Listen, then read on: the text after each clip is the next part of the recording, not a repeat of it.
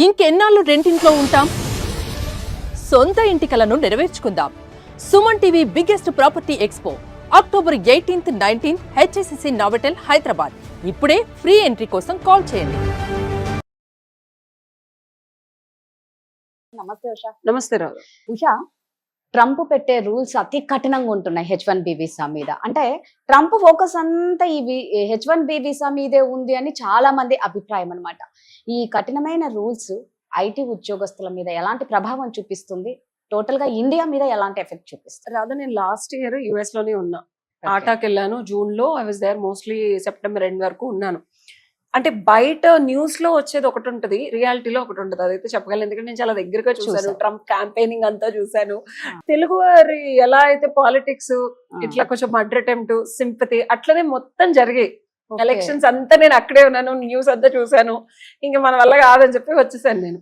So Trump definite గా అంటే Indians ని టార్గెట్ చేస్తున్నాడా అనేది కొంచెం సేపు మనం పక్కన పెడితే, ట్రంప్ ఎంతసేపు వాళ్ళ అమెరికన్ సిటిజన్స్, అమెరికాలో పుట్టిన వాళ్ళకి అంటే ఇల్లీగల్ ఇమిగ్రెంట్స్ మీద ఎక్కువ ఫోకస్ పెట్టాడు. గమనిస్తే మనం ఆల్మోస్ట్ 1 year వరకు నేను అక్కడ ఉన్నప్పుడు కూడా వాళ్ళ గోలంతా ఎంతసేపు ఇల్లీగల్ గా ఉండేవాళ్ళు. అంటే నేను 2010లో రిటర్న్ వచ్చేసాను ఇండియాకి. 15 years తర్వాత వెళ్ళాను కదా, ఆల్మోస్ట్ 14 years తర్వాత లాస్ట్ ఇయర్ వెళ్తే స్పానిష్ బికమ్ సెకండ్ లాంగ్వేజ్ తెలుసా. బస్సుల్లో అంతా ఇంగ్లీష్ తర్వాత స్పానిష్ రాస్తున్నారు. ఒకప్పుడు స్పానిష్ పీపుల్ కి అసలు వాళ్ళకి ఉండటానికి కానీ తినటానికి కానీ వాళ్ళు కొంచెం, ఇప్పుడు మనం ఎలా అయితే లేబర్ ని చూస్తామో అలా చూసేవాళ్ళు. అండ్ వాళ్ళు జస్ట్ అలాంటి పనులు చేసేవాళ్ళు. అంటే మెక్సికన్ పీపుల్ హెయిర్ లేకపోతే బేకరీస్ అవి మాత్రమే ఉండే. ఇప్పుడు వాళ్ళు మంచి మంచి పొజిషన్స్ వెళ్ళిపోయి వాళ్ళు బిజినెస్ ఓనర్స్ అయిపోయి, అంటే వాళ్ళు బోర్డర్ క్రాస్ చేసి రావడం. అంటే లీగల్ గా కాకుండా మోస్ట్ ఆఫ్ దెమ్ కి పెద్దగా ఇంగ్లీష్ రాదు, ఓన్లీ వాళ్ళు అందులోనే వాళ్ళ భాషలోనే మాట్లాడగలరు మెక్సికన్స్. సో అలాంటిది అసలు నేను మా సందులో, అంటే నేను 15 years బ్యాక్ ఒక ఆయన ముస్లాం దగ్గర ఉన్నాను. అక్కడ ఆపోజిట్ లో కూడా స్పానిష్ వాళ్ళు ఇల్లు కొనుక్కోవడం. So the expansion, illegal immigrants ఏదో రూపంలో వచ్చేసి ధనార్జన చేసి ఆడ్ జాబులు చేసి, కన్స్ట్రక్షన్ కంపెనీ నాకు తెలిసిన ఒక ఆయన ఉన్నారు. సో ఆ కన్స్ట్రక్షన్ కంపెనీలో 90% స్పానిష్ వాళ్ళే, 10% అమెరికన్స్ విత్ లీగల్ ఇది ఉన్నవాళ్ళు, మిగిలిన వాళ్ళందరూ. సో అక్కడ వాళ్ళు కూడా ఏంటంటే తక్కువ డబ్బులకి వస్తున్నాయి కాబట్టి కొంచెం ఇది ఎక్కువ అమెరికన్స్ కి రావాల్సిన ఉద్యోగాలు వాళ్ళు తీసేసుకుంటున్నారు అనే నిదానంతో ట్రంప్ దాన్ని ఇనీషియల్ గా చేయడం జరిగింది. బట్ మనం ఈ రీసెంట్ 6 months లో చూస్తే ఆయన కొంచెం ఇండియాతో ముభావంగా ఉండడం అండ్ మనతో సఖ్యత కన్నా వేరే వాళ్ళతో ఎక్కువగా కలివిడిగా ఉండి, H1 లో ఇల్లీగాలిటీ ఏం లేదు. యాక్చువల్ గా నన్ను అడిగితే ఎవ్రీథింగ్ లీగల్. మనం అన్ని ట్యాక్స్లు కడుతున్నారు. ఎక్కువ మాట్లాడితే పాపం మన వాళ్ళు ఉద్యోగం చేసినా చేయకపోయినా లక్షలాది రూపాయలు ట్యాక్స్లు కడతారు కంపెనీస్ కూడా.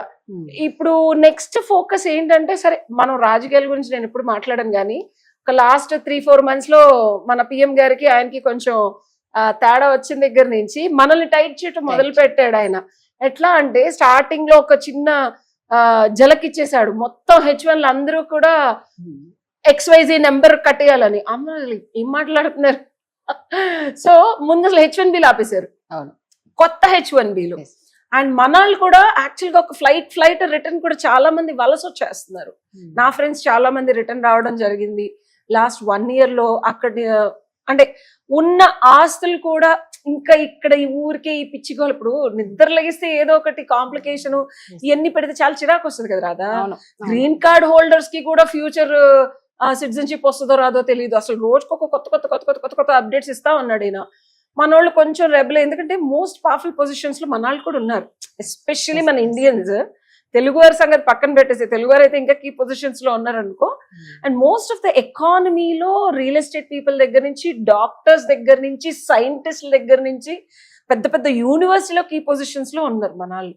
సో లీగల్ గా ఉన్న వాళ్ళకి ప్రాబ్లం లేదు అని ఫస్ట్ ఇయర్ ఏదైతే చెప్పాడో, అదే ట్రంప్ లీగల్ గా ఉన్న వాళ్ళని కూడా H1లు, గ్రీన్ కార్డులు, ఇంకొన్ని రోజులైతే మనకి సిటిజన్షిప్ లో వచ్చే వాళ్ళకి కూడా ఒక క్వశ్చనబుల్ ఇన్కన్సిస్టెన్సీని అయితే తీసుకురావడం డెఫినెట్ గా జరుగుతుంది. మళ్ళీ తర్వాత ఈ కోపిష్టి రాజు అంటారు, ఆయనకి 3 ఎట్లా ఉంటే అప్పుడు ఒక ఉత్తర్వులు జారీ చేసేసి నెక్స్ట్ హర్రే నేను అలా అనుకోలేదు మళ్ళీ అని, అట్లాగా ప్రతిసారి న్యూ H1B కి ఇది ఎగ్జిస్టింగ్ H1B కాదు అని చెప్పి మళ్ళీ ఒక ఉత్తర్వులు జారీ చేయడం జరిగింది. అండ్ ఎవరైతే ఎగ్జిస్టింగ్ H1 ఉన్నారో మన ఇండియన్ కంపెనీస్ కూడా ఉన్న వాళ్ళకి జాబ్లు ఇస్తాము, కొత్త వాళ్ళని ఈ సంవత్సరం ఆపేస్తాం. ఎందుకంటే కొత్త వాళ్ళకి ఎవరైతే కొత్తగా అప్లై చేసుకుంటున్నారో వాళ్ళకి ఇన్ని $1,000 అంటే అంత ఈజీ కాదు ఒక్కొక్క మనిషికి ఇవ్వడానికి కంపెనీ. సో మనుషులు చెప్తే ఆగరని చెప్పి కంపెనీలకి పెనాల్టీ వేసి ఆప్ చేశారు. బట్ నన్ను అడిగితే రాదా, లాస్ట్ ట్రంప్ వచ్చినప్పుడు కూడా నేను అబ్జర్వ్ చేసిన, నా ఫ్రెండ్స్ చాలా మంది ఉన్నారు, నేను అక్కడ ఉన్నాను. సో ఇండియన్స్ ని ఎప్పుడైతే ఇబ్బంది పెడతాడో ట్రంప్, నెక్స్ట్ గెలవడం అనేది ఉండదు. అండ్ మోస్ట్లీ పాపులేషన్ లో ఇమిగ్రెంట్స్ ఎక్కువ ఉన్నారు. అంటే నాట్ ఓన్లీ ఇండియన్స్, నేను ఇక్కడ ఇండియన్స్ మెక్సికన్స్ ఉన్నారు, చైనీస్ ఉన్నారు, జాపనీస్ ఉన్నారు, కొరియన్స్ ఉన్నారు. అసలు అమెరికానే నేటివ్ అమెరికన్స్ ని రెడ్ ఇండియన్స్ అంటారు, ఎక్కువ మాట్లాడితే రెడ్ ఇండియన్స్ అంటారు. So the origin of America is red Indians. So వాళ్ళు కూడా మనలాగా ఫ్లోకటేర్ సాంగ్స్, మనలాగా ప్రకృతిని ఆరాధించడం, పాటలు పాడటం, డప్పులు. సో దే ఆల్సో నాకు గూస్ బంప్స్ వస్తుంది. అంటే నేను రీసెర్చ్ చేశాను అక్కడికి వెళ్ళి, మనకు అసలు హిస్టరీ ఆఫ్ అమెరికానే రకరకాల దేశాల వాళ్ళు వచ్చి కంట్రీని బిల్డ్ చేసుకున్నారు. వాళ్ళ ఆరిజిన్ ఏంటయ్యా అంటే multiple religion, multiple race people కలిసి. సో ట్రంప్ ఏం చేస్తున్నాడంటే ఆ ఆరిజిన్ ని మర్చిపోయి ఏదైతే ఎగ్జిస్టింగ్ అమెరికన్స్ ఇప్పుడు ఫామ్ అయ్యారు ఒక 200 ఏళ్ల నుంచో వాట్ ఎవర్, మనందరం అమెరికన్స్, మిగిలిన వాళ్ళందరం పంపించాలి, మన దేశం ఇది, మనమే తినాలి. ఎక్కువ మాట్లాడితే అమెరికన్ కల్చర్ లో 13 ఏళ్ల తర్వాత అసలు ఎవడో పద్ధతిగా స్కూల్ కి కాలేజీలకి వెళ్ళి సరిగ్గా బుద్ధి జ్ఞానంతో పనిచేసి, లేకపోతే చదువుకొని ప్రాపర్ ఎడ్యుకేషన్, బుద్ధి జ్ఞానం, ఎబిలిటీ మన వాళ్ళంత కష్టపడే అంత ఇచ్చ కూడా ఉండదు అక్కడ. గవర్నమెంట్ ఏం చేస్తుంది తెలుసా, నాకు ఇప్పుడు ఉద్యోగం చేయాలని లేదనుకో, ఫుడ్ స్టాంప్స్ ఇస్తుంది $3,000 వరకు, హ్యాపీగా తినుకోవచ్చు తెలుసా. అమెరికన్స్ ఏం చేస్తారు అనుకుంటున్నావు, ఒరిజినల్ అమెరికన్ సిటిజన్స్ ఎందుకని మన ఇండియన్స్ ఇంత కష్టపడతారు, లేకపోతే ఫారిన్ కంట్రీ ఆరిజిన్ పీపుల్ అక్కడికి వెళ్ళి వలస వెళ్ళిన వాళ్ళు ఎందుకు కష్టపడతారంటే మన బతుకు తెరువు ఇది. And we are born and raised. అరే పొద్దున్న లేసి పని చేయాలి రాబాయ్, ఒక బాధ్యత కలిగిన ఉద్యోగం అంటే అట్లీస్ట్ వాడికి అవైలబుల్గా ఉండాలి 24 అమెరికన్ సాయంత్రం 4 గంటల ఆఫీస్కి నుంచి వెళ్ళిపోతాడు రాదా, 5ంటికి ఫోన్ చేస్తే this is my personal space, why are you calling me అంటాడు మేనేజర్ని. అదే మన ఇండియన్స్ నైట్ 12ంటికి, 2ంటికి, 3ంటికి, ఇండియన్స్ అని కాదు, నేను చూసాను అక్కడ చైనీస్ అవనివు, జాపనీస్ ఎంత బాగా పనిచేస్తారో తెలుసా. అసలు వాళ్ళు గంటలు పనిచేస్తారు. I'm not talking only about Indians.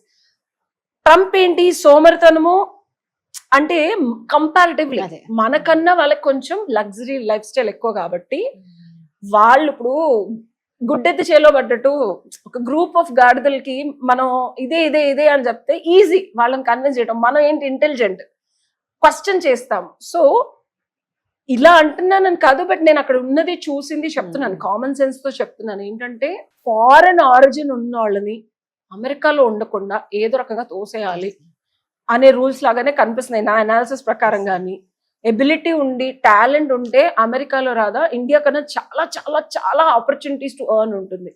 ఇప్పుడు నన్ను ఇన్ని చేస్తామని అడుగుతారు కదా, నేను 18 ఏళ్ల క్రితం పొద్దున ఒక జాబ్ చేసి మళ్ళీ సాయంత్రం ఇంకో జాబ్ చేసి నైట్ జాబ్ చేసే వాళ్ళని చూసి అమెరికాలో 3 jobs చేస్తారు అక్కడ తెలుసా.